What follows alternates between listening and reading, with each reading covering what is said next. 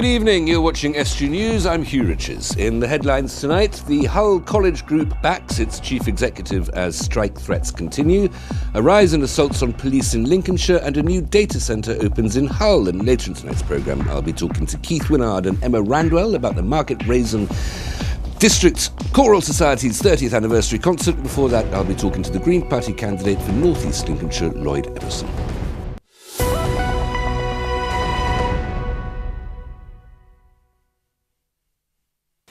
The Hull College Group say they have absolute confidence in their chief executive, despite the University and College Union passing a motion of no confidence in her leadership. Michelle Swithenbank is facing pressure to step down as the college plans to cut 231 full-time equivalent posts from its 3 sites in an attempt to cut its £10 million budget deficit.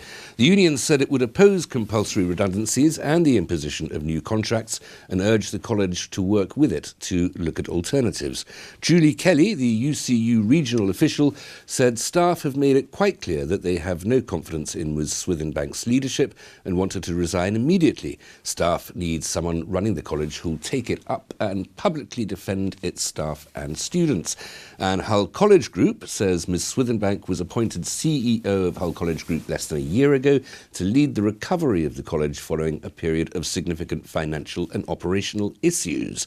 She's been tasked, they say, with delivering an agreed 5-year Fresh Start plan created with staff and student input, approved by the corporation and required by funding bodies. Lincolnshire Police say 9 of their officers were assaulted over the weekend. On Friday, 2 PCs were bitten and kicked while arresting a man. On Saturday, a sergeant got a split lip when he was spat at and headbutted while attending an attempted robbery. And 6 officers were injured while dealing with a woman who was trying to kick down a door. Spit and bite guards and tasers have been deployed to prevent assaults, but Chief Constable Bill Skelly says people should never be violent to officers. The leader of North East Lincolnshire Council is standing by plans to replace the toll bar roundabout in Grimsby with traffic lights.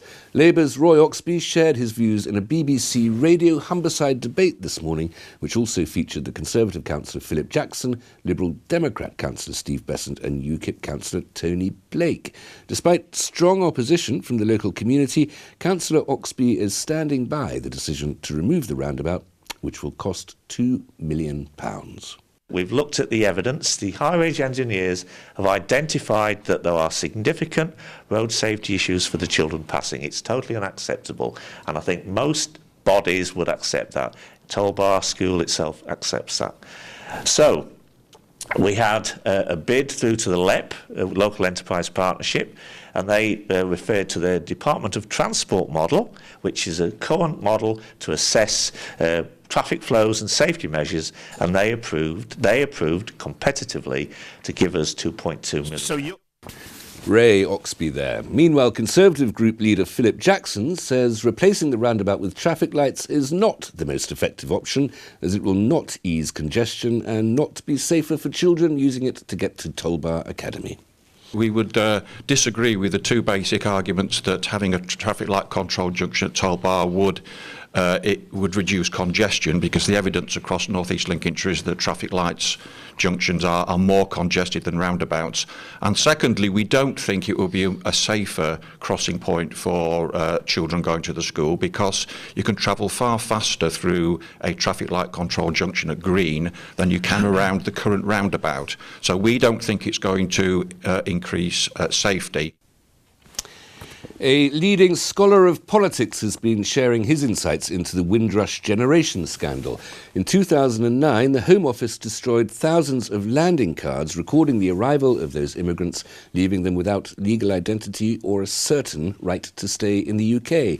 Lord Norton of Louth, Professor of Government at Hull University, explains the complexities of the moment. It's the convention of individual ministerial responsibility that's clearly entailed here, even though the original decision was an administrative one back in 2009, so ministers weren't... Never crossed the minister's desk. No, it was an administrative decision to do it, and it's implemented the following year. But a minister, under the doctrine of individual ministerial responsibility, is answerable for whatever goes on in the department, because their officials can't answer for themselves. themselves. So the minister is the public face of the department, must answer for it. So the minister gets the credit for anything that goes right, but the minister's meant to carry the can for anything that goes wrong. Doesn't mean resigning, because historically they generally don't resign, despite what people think. But it does mean you are responsible for carrying the can, if necessary taking action to deal with it. In extremis, ministers may be pressured to resign. Occasionally they're pressured to resign rather than necessarily volunteering. But ultimately it is the minister's responsibility. 2 phone boxes in Hull have been given a sweet flavour. They've been filled with 300,000 sugar cubes by the local authority. The boxes in Queen Victoria Square and King Edward Street were filled by the City of Culture team to highlight the efforts made by 3,000 volunteers in the 1960s who helped vaccinate Hull against a polio epidemic. The vaccine is administered in sugar cubes. Volunteers from the British Red Cross, St John Ambulance and the Women's Voluntary Service helped medical staff administer the new vaccine, kept records and ensured the programme went smoothly. World Immunisation Week starts today and runs until Monday. A new £5 million data centre will open in Hull at the end of the year. The internet company Connexin hopes to bring more than 40,000 megabits per second of internet connectivity to the region and wants to make Hull one of the country's leading smart cities. Connexin's Gary Clark says the centre signifies a massive investment in the city. The data centre, well, it's going to be over 1.2 acres. It's going to be a 200 rack site with the tier 3 facilities, which basically means that it'll have complete security and complete reliability for all our customers. So if they want to use those facilities in terms of data storage, etc., then it'll be the first choice on their minds really for that. We had several sites in mind across the city, but to be honest with you, with what's happening at Bridgehead and with the potential influx of new business coming outside the area, there was only really one location to go for. It's actually perfect for us and perfect for the facility that we're looking at building for hopefully the back end of this year. I think with the ambitious plans that Connexin have got, we needed really a state-of-the-art facility to actually complement those ambitions. Smart cities is definitely the way forward for not just Hull but obviously across the UK and the world when you actually look at really what's going on out there really. Firstly, we'd like to see the recent success of the City of Culture in 2017. We really want to make year 2019 the year of innovation. So how we're going to do that? We're going to attract inward investment from entrepreneurs, innovators into the city, and we're also going to forge strong relationships with tech giants such as Cisco and local governments by bringing 5G into the whole area. We see it as an investment not just in technology but an investment for the whole local business community. The wealth of technology that's going to be available is going to be truly amazing.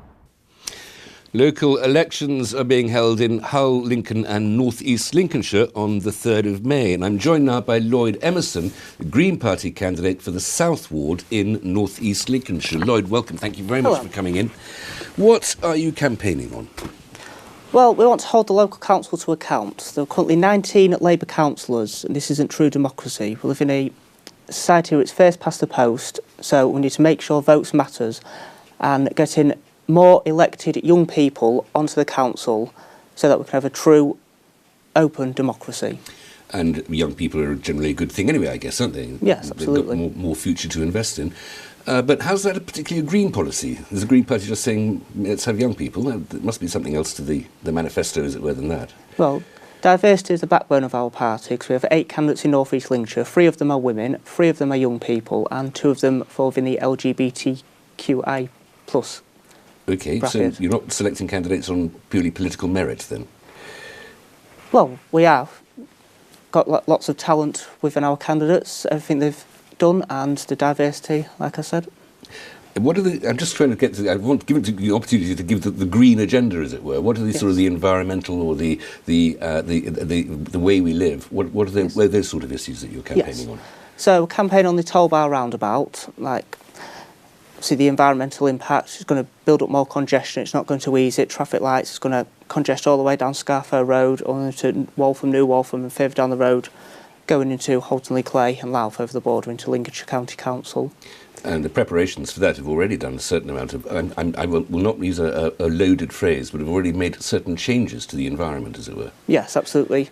So obviously, the new plans, trees will be demolished. The whole area will be affected, and it's not just the environmental aspect, it's obviously the democracy. Local residents are saying no, the councils are not listening and they want to go ahead with it, wasting more and more of taxpayers' money on vanity projects. North East Lincolnshire, is it not already one of the greenest places that you could possibly imagine, if only as one of the great renewable energy capitals of Europe? Yes, it's obviously we've got the renewables energy sector, which is very good. It's bringing in the jobs, bringing in the investment, but local issues which affect people every day, like the fortnightly bin collections and recycling collections, are just not fit for purpose, and they're not working, and people just do not like them. So you would provide more services? Yes. And thus presumably raise council tax? Oh, certainly not. We'd speak with other councils, see how they are doing it, how they are getting it right, collecting more materials, bringing in more income, and going from there and seeing how we can ascertain to bring about a truly good service which everybody will be happy to use. What's the sort of response you're getting on the doorsteps? Very positive. So when I go to the doorsteps myself, people are standing back a bit, say, "Oh, you're a young candidate. This is very good, fresh new face." Good. I hope you enjoy the campaign, Lloyd. I'm sorry we're going to have to stop it there, though. Thank Join you. me after the break. Jack will bring us a roundup of all the latest sports news, and I'll be talking to Keith Winnard and Emma Radwell about the 30th anniversary concert of the Market Rasen and District Choral Society.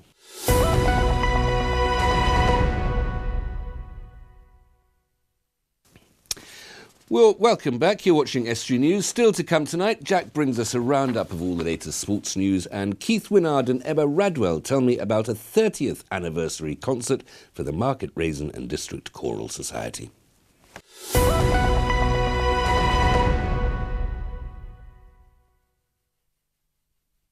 Military heritage is to be celebrated in Lincolnshire with a series of special events. Guy Martin's First World War replica tank will be exhibited at the Museum of Lincolnshire Life, which reflects Lincoln's history as the birthplace of the tank during the First World War.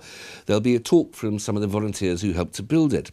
Lincoln Castle will be holding its Kings of the Sky event, when the castle lawns will be taken over by a full-size replica Spitfire and a World War I biplane, and the Battle of Britain Memorial Flight will provide a flypast. The event runs from the 5th to the 7th of May.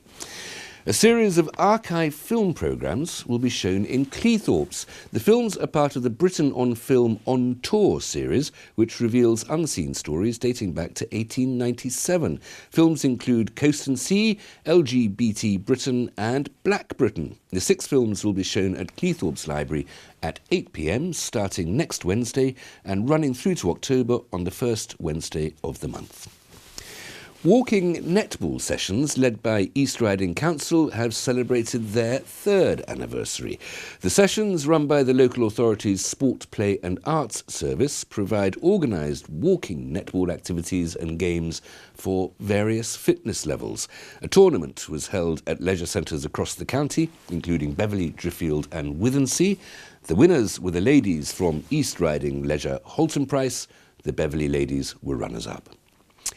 Grimsby Fishing Heritage Centre wants to hook a fisherman's friend for its tourism drive. The friend will be part of a team to help bring the historic Ross Tiger trawler to life for visitors. Trawler guides work with school groups and the public to share the heritage of Great Grimsby as the world's greatest fishing port. Anybody interested has until the 3rd of May to apply via North East Lincolnshire Council's website.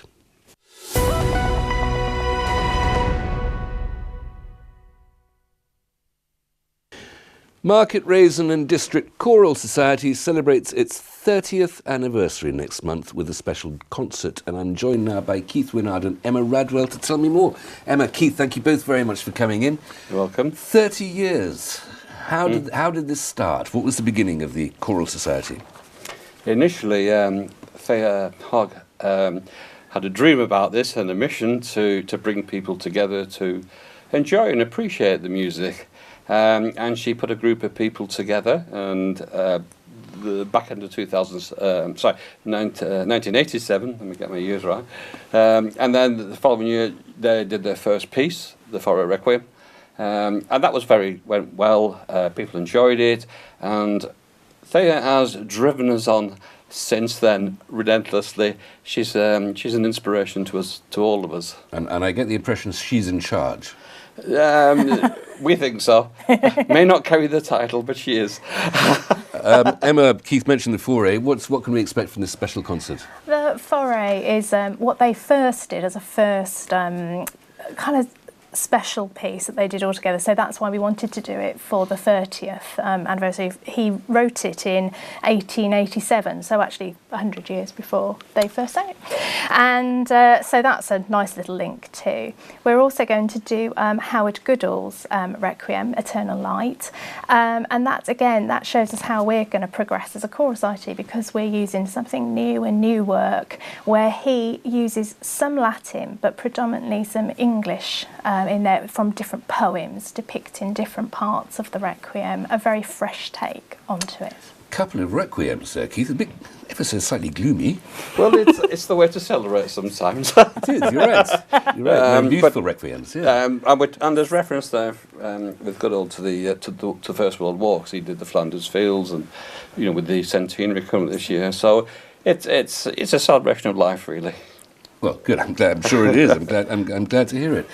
How many people are in the? I'm calling it a choir, but you specifically call yourself a choral society. Yes. What's the difference? It's a big choir. Okay. How many people are there in the choral society? About 60 of us altogether.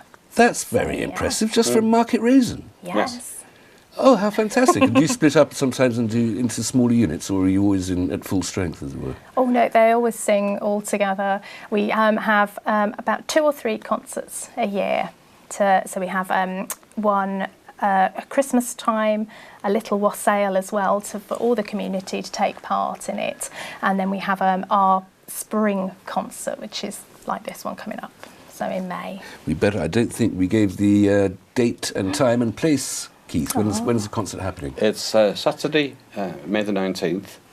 It's 7:30 p.m. and this one's at the Market Rasen Methodist Church in the town centre. So it's easy to find. It's great to get there. There's parking close by. So decent acoustic. Yes, it is. Yes. Very good. Yeah. And who will be conducting you? Who will be directing you? It will be me. Oh, Emma. Is Emma a complete tyrant with the baton? Don't ask me while she's sat. She's fabulous. She's very experienced. She's sung all over the world herself. So, yes, she's excellent.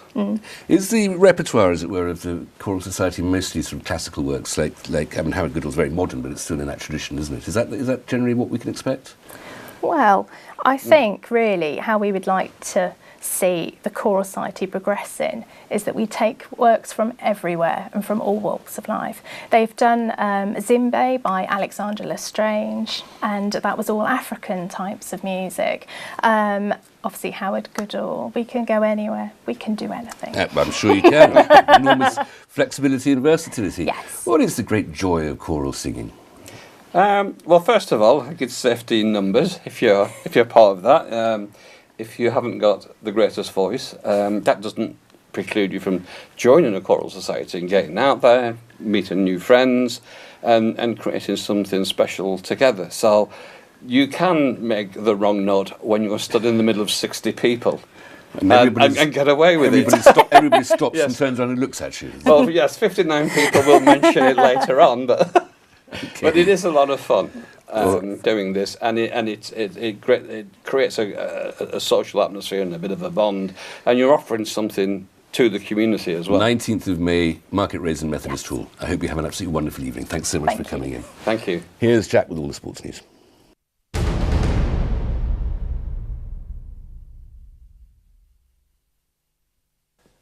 We'll start with snooker, and it was defeat for Grimsby's Stuart Carrington in the World Snooker Championships last night. The 27-year-old lost to world number 6 Barry Hawkins by 10 frames to 7 at the Crucible in Sheffield. Carrington was competitive in what was a hard-fought first-round contest, but the 2013 runner-up Hawkins was just too good in the end. The Grimsby-born world number 56 came through 3 qualifying matches to reach this year's finals. It's the 3rd time that Carrington has lost in the opening round of the Worlds, after bowing out at the same stage in both 2015 and 2017. Moving on, and Holborn boxer Tommy Coyle has spoken out after his Commonwealth title victory at the weekend. The 28-year-old beat Bergenhead-born Sean Dodd with a 6-round stoppage to take Dodd's world lightweight crown at Liverpool's Echo Arena. Saturday night's fight was on the undercard to Amir Khan's clash with Phil LaGreco, with Coyle, nicknamed Boom Boom, silencing the home crowd when he floored Dodd. After the fight, Coyle tweeted a picture to his more than 70,000 followers of him standing alongside his coaching team. He described Saturday's achievement as the pinnacle of his career and that he doesn't know where he'll go from here. Congratulations to Tommy Coyle, the new Commonwealth lightweight champion. A great achievement there. And we end up our roundup with football, and Grimsby Town manager Michael Jolly has given his thoughts at where his side are at. The Mariners have won 2 of their last 3 games, including the 1-0 victory at Swindon Town on Saturday. That win kept Grimsby 5 points above relegation rivals Barnet and in turn relegated bottom of the table Chesterfield. I caught up with Jolly and asked him to assess where his side's current situation is. I think we're moving in the right direction, but there's still an awful long way for us to go. But there are positives, and I think we're more difficult to beat than perhaps we were when I first arrived. We're starting to score more goals, which is another positive. I think we're improving on set plays as well. So we're adding strings to our bow slowly, but you know we have to caveat that with a very healthy dose of common sense, which is we're far from the real deal. We know, we're still in a relegation scrap at the bottom of League Two, and we've got to do everything we can in every game to earn anything from it. So that's our approach. And that's all from me in the sports. Back to Hugh in the studio.